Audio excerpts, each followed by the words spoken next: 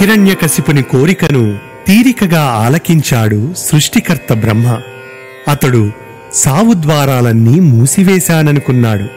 ఏదో ఒక సందు ఉండకపోదనుకున్నాడు బ్రహ్మ. నెమ్మదితో నీ కోరికను తీర్చాను అన్నాడు.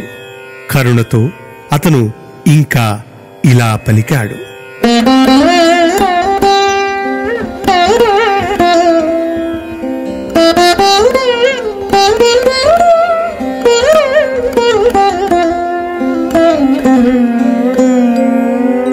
అన్నా కశ్యపపుత్రా దుర్లభములీ అర్థంబులెవ్వారికిన్ మున్నెవ్వారలు కోరరీ వరములన్ మోదించి తిన్నీయడన్ నన్నుంగోరిన వెల్లనిచ్చితి ప్రవీణత్వంబుతో బుద్ధి సంపన్నత్వంబున నుండు మీ సుమతివై భద్రైకశీలుండవై.